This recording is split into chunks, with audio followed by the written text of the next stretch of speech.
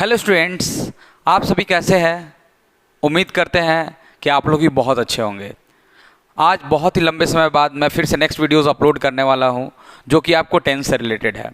बहुत सारे बच्चों का क्वेरीज था कि सर आप टेंस के बारे में वीडियोस बनाइए, जो कि हम लोगों को समझ में नहीं आ रहा है, और कुछ ऐसे ईजी स्टेप्स बताइए जिसके माध्यम से हम लोग टेंस को समझ सके। तो आज मैं उसी चीज़ के बारे में वीडियोज़ बनाने वाला हूँ, जिसमें आपको मैं टेंस के बारे में बताऊँगा। सबसे पहला, टेंस जो होता है उसका यूज़ क्या है हमारे लाइफ में, हम लोगों को टेंस क्यों पढ़ना चाहिए। तो टेंस जो है it is the main pillar of the English grammar. English grammar का मेन पिलर है ये। आपको दो चीज़ में बहुत ही महत्वपूर्ण है। टेंस का यूज़ जो है आप दो चीज़ में बहुत ज़्यादा करते हैं। एक जो होता है राइटिंग में, एक जो है आपको राइटिंग में है नंबर वन, और जो दूसरा जो है आपको इंग्लिश स्पोकन में है। इंग्लिश स्पोकन में इसका यूज़ बहुत ही ज़्यादा है। If you have to say anything, अगर आपको कोई भी चीज़ कहना है अगर इंग्लिश में, तो most of the sentences may be most of the sentences will be in present tense, past tense और फ्यूचर टेंस। ये तीनों में हो सकता है। समझ गए। अगर जो हम लोग मॉर्निंग से लेके इवनिंग तक जो भी बातचीत करते हैं या रात तक जो भी बातचीत करते हैं, वो सारा का सारा सेंटेंस जो होता है वो whether it will be in present, whether it will be in past और whether it will be in future, तीनों में से कोई एक हो सकता है। तो उस समय हमको टेंस का बहुत ही ज़्यादा ज़रूरत होता है। तो स्पोकन में तो इसका बहुत ही ज़्यादा आवश्यकता है, बट राइटिंग में भी बहुत ज़्यादा ज़रूरी है इसका। अगर राइटिंग करना है, अगर आपको कोई भी सेंटेंसेस लिखना है, कोई भी स्टोरीज करना है, किसी भी चीज़ का कोई कहानी वगैरह लिखना है, एनालिटिकल पैराग्राफ राइटिंग करना है, बहुत सारे चीज़ों में जो है आपको टेंस की आवश्यकता होती है। तो मेन जो है टेंस का दो चीज़ में ज़रूरत होता है। एक जो होता है नंबर वन राइटिंग में, और दूसरा जो होता है आपको इंग्लिश स्पोकन में होता है। बहुत ज़्यादा अति आवश्यक है ये। तो सबसे पहले हम लोग टेंस को समझते हैं, टेंस होता क्या है। तो अगर टेंस की बात करें अगर हम लोग, तो टेंस होता क्या है। जो हमारा टेंस जो है it is a verb form. It is a what? It is a verb form. एक वर्ब फॉर्म है जो कि आपको shows the time of an action. Verb का एक फॉर्म है जो टाइम ऑफ एन एक्शन को बताता है। टाइम ऑफ एन एक्शन, जो टाइम ऑफ एन एक्शन को बताता है, जिसमें हम लोग समझते हैं कि कोई भी घटना जो है वो कब हुआ है, या वो घटना हो रहा है, या वो घटना बीत गया है, या वो घटना जो है वो होने वाला है। तो टेंस जो है एक वर्ब फॉर्म है। It is a verb form जो कि हमको समय के बारे में बताता है कि कोई भी घटना जो है वो कब हो रही है।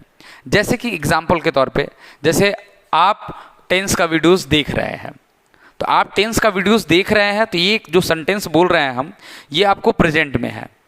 ठीक है। अगर मान लीजिए कि आपने टेंस का वीडियोस देख लिया, तो आपने टेंस का वीडियोस देख लिया, तो यानी ये इंसिडेंट जो है पूरा हो चुका है, ये एक्शन कंप्लीट हो गया है, तो इट मीन्स ये हमारा पास्ट टेंस में हो जाएगा।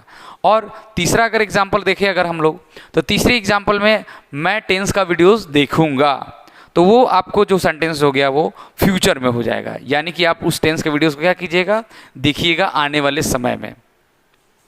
तो टेंस क्या हो गया? It is a verb form. ये एक वर्ब फॉर्म है जिससे हम लोगों को टाइम ऑफ एक्शन के बारे में पता चलता है कि हाँ वो एक्शन कब होने वाला है या कब वो हुआ। Is that clear? जैसे अगर हम लोग बात करें तो हिंदी में तो इसको हम लोग काल कहते हैं। टेंस को हिंदी में हम लोग काल कहते हैं। समझ गए? तो टेंस की अगर बात करें तो टेंस हमारा तीन तरह का है, यानी कि जो भी वर्ब फॉर्म होगा वो तीन चीज़ को रिप्रेजेंट कर सकता है। एक हो सकता है कि आपको प्रेजेंट को बताए, एक हो सकता है पास्ट को बताए, और एक हो सकता है आपको फ्यूचर को बताए। तो अगर टेंस के अगर काइंड्स की बात करें अगर हम लोग, तो टेंस का काइंड्स की अगर बात करते हैं अगर हम लोग, तो टेंस जो होता है हमारा वो तीन तरह का होता है। एक होता है हमारा प्रेजेंट टेंस, एक हमारा प्रेजेंट टेंस होता है, और एक जो होता है हमारा दूसरा होता है वो पास्ट टेंस होता है, और तीसरा जो होता है हमारा वो फ्यूचर टेंस होता है। तीन तरह का टेंस हो जाता है हमारा। एक जो हो गया आपको प्रेजेंट टेंस, एक जो हो गया वो पास्ट टेंस और एक जो हो गया हमारा फ्यूचर टेंस हो गया। यानी टेंस 3 तरह का होता है। तो अगर प्रेजेंट टेंस की बात करें तो जो भी घटनाएं प्रेजेंट में चल रही है, जो काम हो रहा है प्रेजेंट में, तो उसको हम लोग कहते हैं प्रेजेंट टेंस, यानी कि जो कंटिन्यू हो रहा है, अभी भी चल रहा है।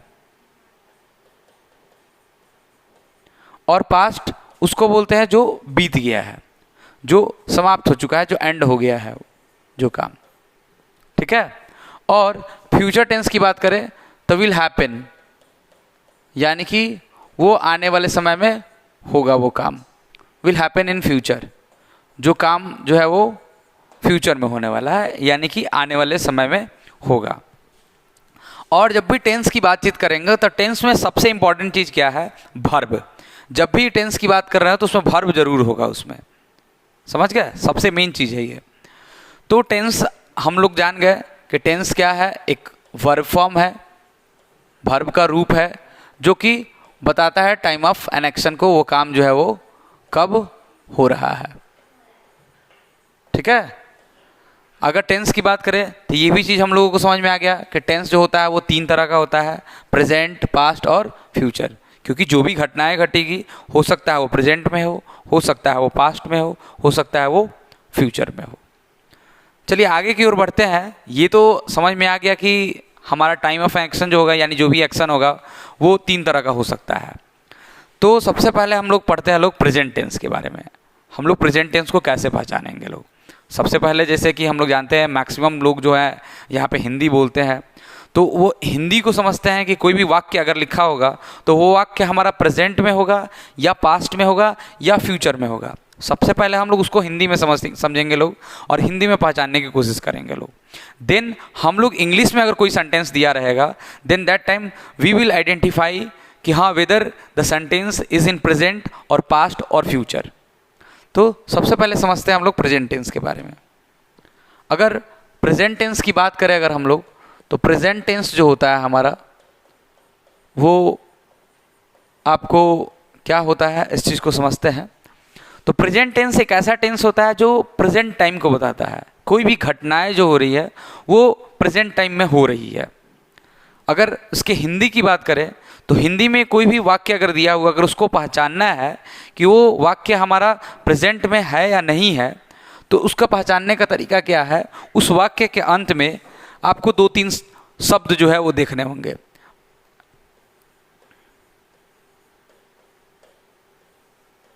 जैसे कि है हो, ठीक है, या हूँ हो, या हो, या एक और है होता है पे बिंदु वाला, समझ गए? तो जैसे कि एक एग्जाम्पल समझते हैं, जैसे मैं आम खाता हूँ, तो मैं आम खाता हूँ तो लास्ट में हूँ आ रहा है, मैं आम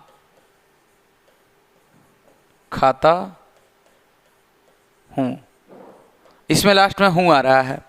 तो हूँ जो हो गया वो सबसे अंतिम वाला शब्द है इस वाक्य का। तो मैंने अभी बताया आप लोगों को कि प्रेजेंट टेंस को अगर हिंदी में पहचानना है तो उस वाक्य का सबसे अंतिम शब्द देख लीजिए। लास्ट में हूँ है तो यहाँ हूँ है, बताया गया है कि वो हमारा क्या हो जाएगा? प्रेजेंट हो जाएगा। अब जैसे मान लीजिए कि युग जो है वो पढ़ रहा है,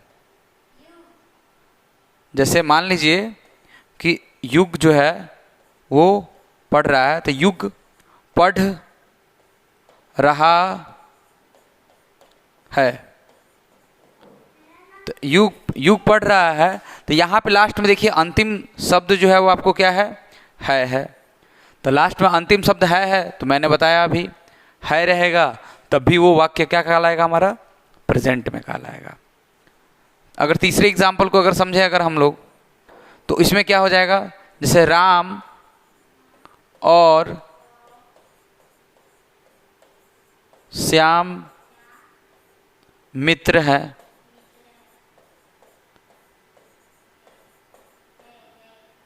यहाँ पे पे बिंदु हो जाएगा, तो 2 आदमी है तो पे बिंदु हो गया। तो हियर जो है आप समझ सकते हैं इस चीज़ को कि है हो गया, तो है भी क्या है आपको बताया गया है, जिस वाक्य के अंत में क्या हो आपको, लास्ट में है हो रहे, तो वो वाक्य क्या कहलाएगा, हमारा प्रेजेंट टेंस कहलाएगा।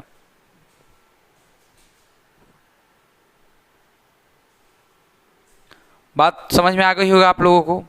अगर कोई भी वाक्य अगर इंग्लिश में लिखा हुआ है, अगर कोई भी वाक्य अगर आपको इंग्लिश में लिखा हुआ और उसको पहचानना है कि वो प्रेजेंट में है या नहीं है, तब आप उसको कैसे पहचानिएगा।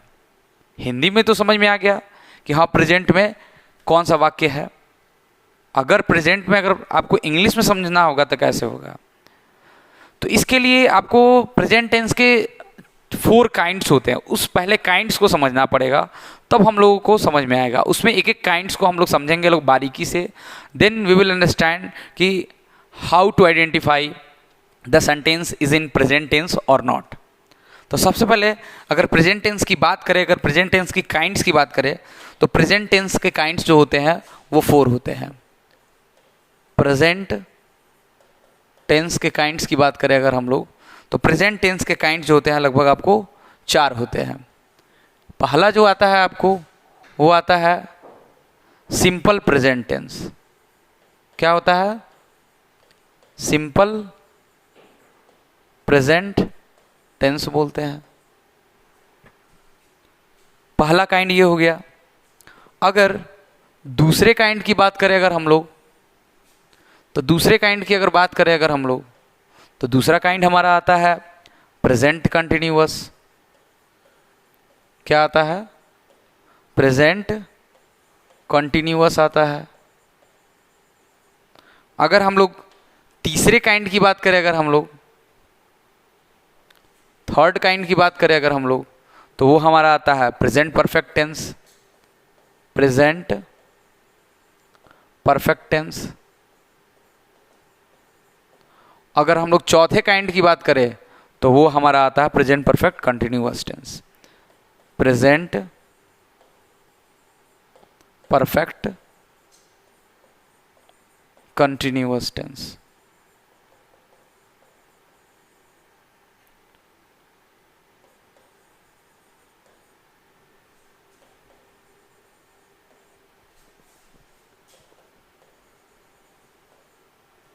तो ये प्रेजेंट टेंस के 4 काइंड्स होते हैं, और इस चारों काइंड्स को हम लोग समझेंगे लोग बहुत ही सिंपल मेथड में।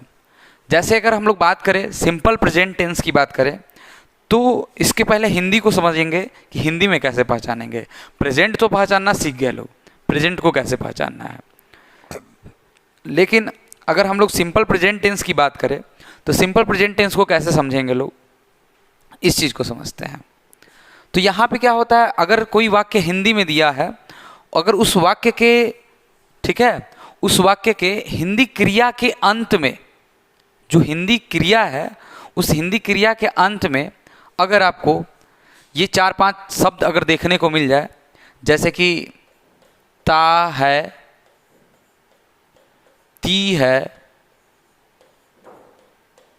ते है, समझ गए, ता है ती है अगर रहता है, वही ताते ती वाला अगर रहता है, तो उस तरह का अगर वाक्य हो, अगर जिस हिंदी क्रिया के अंत में ता है, ती है, ते है रहे, तो वो वाक्य जो होगा हमारा सिंपल प्रेजेंट टेंस में कहलाएगा। अगर हिंदी में एग्जाम्पल को समझे अगर हम लोग, तो इसमें क्या हो जाएगा, जैसे मैं खेलता हूँ, जैसे मैं खेलता हूँ, तो मैं खेलता हूँ, तो इसमें अगर पहले वाक्य को अगर हम समझे, अगर एग्जाम्पल्स अगर समझे, तो मैं खेलता हूँ, तो खेलता जो हो गया आपको क्या हो गया, यहाँ पे एक शब्द है जिसमें लास्ट में क्या है आपको ता लगा हुआ है, तो ता हूँ। तो मैंने अभी बताया जिस हिंदी क्रिया के अंत में, तो खेलना क्रिया है यहाँ, तो इस हिंदी क्रिया के अंत में ता हूँ दिया हुआ है, समझ गए। ता ते ती वाला इसमें मैंने नहीं लिखा है, ता है, ती है, ते है, ता हूँ भी हो जाएगा, यहाँ पे डॉट डॉट मैंने डाल दिया था, तो ता हूँ, जितना ता ते ती वाला आ जाए वो सब का सब वाक्य क्या कहलाएगा आपको, सिंपल प्रेजेंट टेंस में कहलाएगा। जैसे राम खाता है, दूसरा एग्जाम्पल अगर समझे, जैसे राम खाता है, समझ गए? राम खाता है, तो अगर हम लोग इस चीज़ को समझे तो यहाँ पे क्या हो जाएगा, इस वाक्य के लास्ट में देखिएगा ता है दिया हुआ है, तो मैंने बताया अभी ता है रहेगा।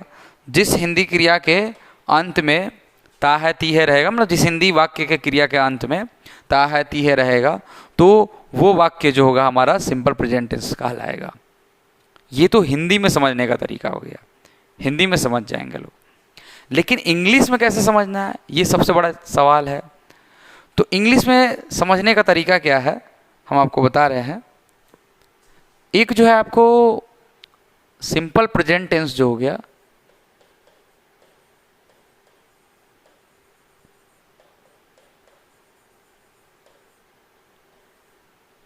तो इसमें कुछ स्ट्रक्चर्स होते हैं, उन स्ट्रक्चर्स को ध्यान रखना होता है।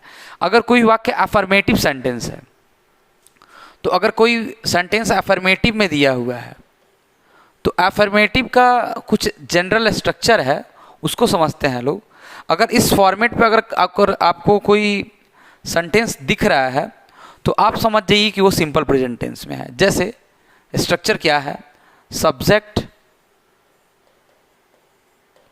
प्लस वर्ब 1 या वर्ब 5 प्लस ऑब्जेक्ट। जैसे एग्जाम्पल से समझते हैं हम लोग, जैसे राम इट्स लिखा हुआ है, ये एक वाक्य हो गया। तो ये देखिए इस स्ट्रक्चर पे है या नहीं है। जैसे राम सब्जेक्ट के रूप में हो गया, अब वर्ब 1 या वर्ब 5 यूज़ करना है, तो मैंने यहाँ पे वर्ब 5 का यूज़ किया है। तो ये एक अगर इस फॉर्मेट में अगर दिख जाए, पहले सब्जेक्ट हो फिर बाद में वर्ब या वर्ब 5 हो, तब वो सेंटेंस जो होगा हमारा सिंपल प्रेजेंट टेंस में होगा। लेकिन वही अगर निगेटिव की बात करें, अगर वही सेंटेंस अगर निगेटिव में रहता, तो निगेटिव का कुछ अलग ही स्ट्रक्चर होता है। उस स्ट्रक्चर को आपको याद रखना है। उस स्ट्रक्चर के हेल्प से ही आप किसी भी सेंटेंस को पहचान सकते हैं कि वो सिंपल प्रेजेंट टेंस में है या नहीं है। तो इसका निगेटिव के अगर स्ट्रक्चर की बात करें, तो निगेटिव का स्ट्रक्चर क्या हो जाता है आपको, पहला आ जाता है सब्जेक्ट, दूसरा आता है डू या does, plus not, plus verb 1 plus object. यानी कि कहने का मतलब ये हुआ कि अगर कोई सेंटेंस निगेटिव में दिया हुआ है और उस निगेटिव सेंटेंस का स्ट्रक्चर इसी पे अगर रन कर रहा है, यही फॉलो कर रहा है, जैसे कि Ram does not it a mango, Ram एक आम नहीं खाता है, या राम डज नॉट इट, अगर इतना तक भी लिखते हैं, समझ गए, राम डज नॉट इट। तो यहाँ पे अगर ये निगेटिव वाला अगर स्ट्रक्चर अगर आप समझ जाते हैं, तो दो तरह का आप वाक्य को समझ सकते हैं कि हाँ वो प्रेजेंट में है या नहीं है। राम इट्स दे दिया हुआ है, तो समझ जाइए कि ये अफर्मेटिव का है, तो सिंपल प्रेजेंट टेंस में चला जाएगा। डू डज वाला दे दिया हुआ है, तो आप इससे क्लियरली समझ जाइए कि राम डज नॉट इसी स्ट्रक्चर पे है, पहले सब्जेक्ट है राम, फिर डू या डज, तो डज लगाया गया है, फिर उसका नॉट है, फिर उसके अंदर वर्ब 1 लगा दिया गया है। अब इस चीज़ को समझेंगे हम लोग बाद में कि वर्ब 1 किसके साथ लगाएंगे, वर्ब 5 किसको लगाएंगे, अभी मैं इसको समझाऊंगा। तो सबसे पहले हम लोग ये दोनों चीज़ क्लियर हो गया आप लोगों को कि अगर कोई भी सेंटेंस अगर इस स्ट्रक्चर पे फॉलो होता है, तो समझ जाइए कि वो क्या है, आपको प्रेजेंट टेंस में है। अगर इसके अफर्मेटिव अगर इसके इंट्रोगेटिव की बात करें, तो इंट्रोगेटिव में भी वही सेम स्ट्रक्चर चलेगा। इंट्रोगेटिव की अगर बात करें अगर हम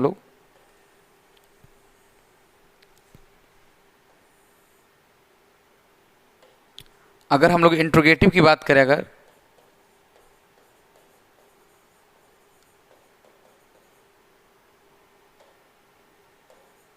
इंट्रोगेटिव का कुछ अलग ही स्ट्रक्चर होगा, जैसे कि हम आप लोगों को समझा रहे हैं।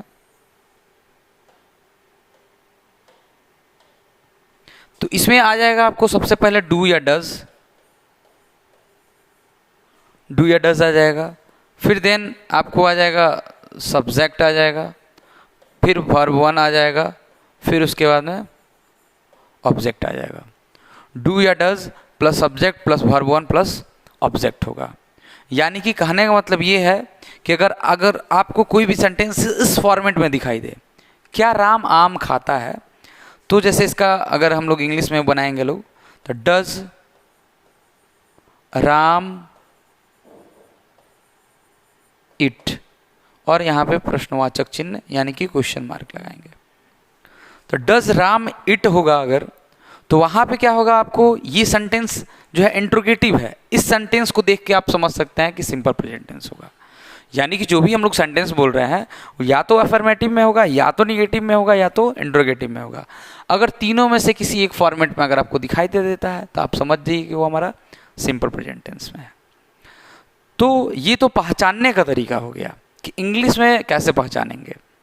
अब इसका यूज़ क्या है, कैसे बनाएंगे हम लोग इसको, इंग्लिश में कैसे बोलेंगे लोग, ठीक है, उस चीज़ को समझते हैं। अगर तो पहले V1 और V5 वाला कन्फ्यूज़न दूर कर ले हम लोग।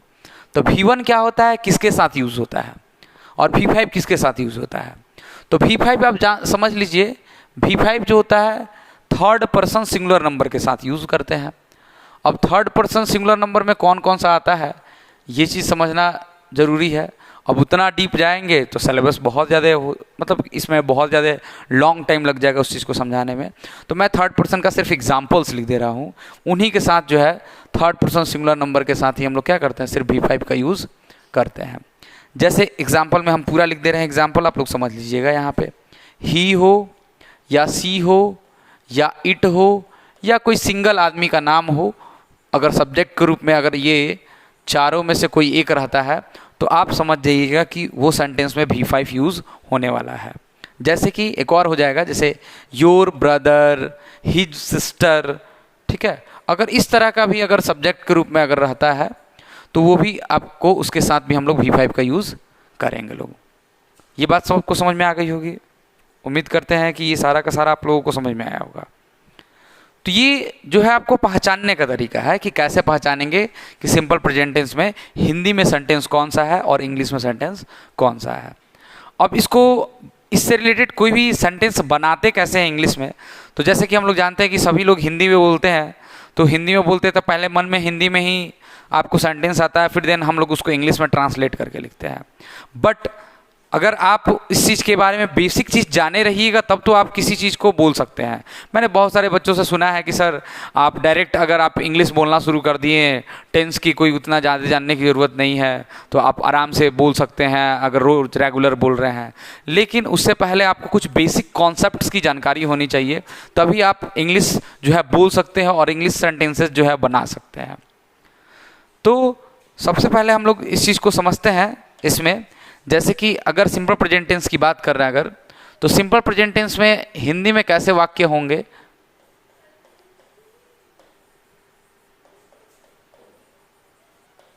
जैसे कि अगर दिया हुआ है अगर आपको, जैसे मैं खाता हूं,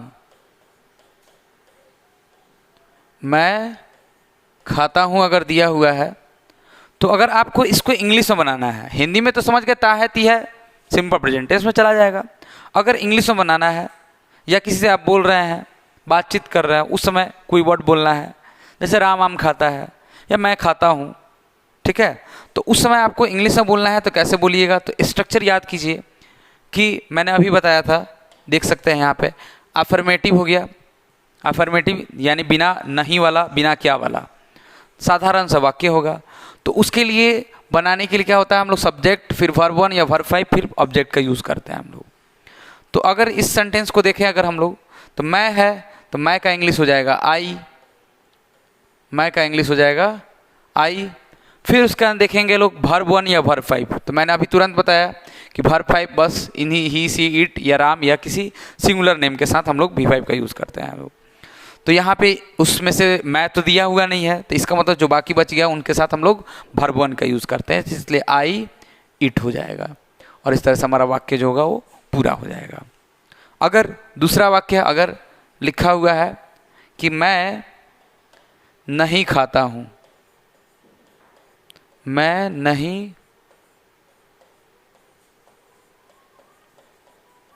खाता हूँ, अगर इस चीज़ को समझे तो यहाँ पे ये निगेटिव वाला आ गया, नॉट वाला आ गया, तो नॉट वाला को अगर समझना है तो सबसे पहले नॉट वाला स्ट्रक्चर याद होना चाहिए, सब्जेक्ट प्लस डू या does plus not plus V1 plus object होना चाहिए। तब हम लोग इस तरह से क्या करेंगे, इस स्ट्रक्चर के फॉर्म पे उसको सजाएंगे लोग। तो पहले सब्जेक्ट हमारा यहाँ पे आई है तो आई लिख देंगे। डू या डज ये मैंने नहीं बताया आप लोगों को, मैं ये भूल गया हूँ। डू और डज बस वही same third person singular number के साथ ही डज का यूज़ करते हैं, यानी इन्हीं के साथ जो है हम लोग डज का यूज़ करते हैं लोग, बाकी सबके साथ डू का यूज़ करेंगे लोग। तो अगर हम लोग इस चीज़ को समझे तो आई तो यहाँ पे थर्ड पर्सन सिंगुलर है नहीं, इसलिए हम लोग यहाँ पे डू का यूज़ करेंगे, आई डू, और नॉट का यूज़ करेंगे, आई डू नॉट, और उसके अंदर वर्ब वन का यूज़ करेंगे, आई डू नॉट इट, मैं नहीं खाता हूँ। तीसरे अगर वाक्य को समझे अगर हम लोग, तो थर्ड वाक्य क्या हो जाएगा हमारा, क्या मैं खाता हूँ। आप लोग बताइए, इसका कमेंट बॉक्स में जवाब दीजिए कि इसका आंसर क्या हो सकता है। क्या मैं खाता हूँ।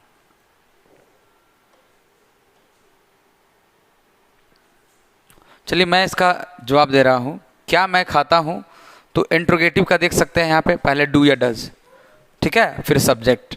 तो वही सेम रूल, मैं जो है यहाँ पे सिंगुलर है फर्स्ट पर्सन का, थर्ड पर्सन तो है नहीं, तो इसमें डज लगेगा, थर्ड पर्सन रहेगा तभी डज लगेगा, सिंगुलर वो भी, प्लुरल नहीं। तो यहाँ पे लग जाएगा हमारा डू आई ईट हो जाएगा। समझ गए, क्या मैं खाता हूँ का इंग्लिश डू आई इट। ये सब तो चीज़ हो गया आपको हिंदी को कैसे समझना है और हिंदी को इंग्लिश में कैसे ट्रांसलेट कर लेना है। समझ गया, ये चीज़ आपको समझ में आ गया। लेकिन सिंपल प्रेजेंट टेंस में भी बहुत सारे रूल्स हैं, उन सभी रूल्स को समझना बहुत ज़्यादा ज़रूरी है। तो पार्ट 1 में हम लोग बस इतना ही पढ़ेंगे लोग। सेकेंड पार्ट में हम लोग जानेंगे लोग सिंपल प्रेजेंट टेंस का रूल्स क्या होता है। कुछ सेंटेंसेस को देख के समझना होता है कि वो हमारा सिंपल प्रेजेंट टेंस में है या नहीं है। तो इंग्लिश में कुछ रूल्स है, उन रूल्स को समझेंगे लोग। समझ गए। और कोई भी मन में अगर वाक्य आ रहा है तो उसको सिंपल प्रेजेंट टेंस में उस रूल के हेल्प से बना सकते हैं और समझ सकते हैं। तो आज के लिए बस इतना ही। नेक्स्ट वीडियोस में हम लोग पढ़ेंगे लोग आपको सिंपल प्रेजेंट टेंस के रूल्स के बारे में। उम्मीद करते हैं कि आप लोगों को ये जितनी भी बातें मैंने बताई हैं सभी बातें आप लोगों को समझ में आई होंगी। अगर कुछ इसमें अगर आपको कहीं डाउट है तो आप कमेंट बॉक्स में आप हमें लिख के कमेंट कर सकते हैं। देन हम नेक्स्ट क्लास में हम उस चीज़ के बारे में डिस्कशन करेंगे।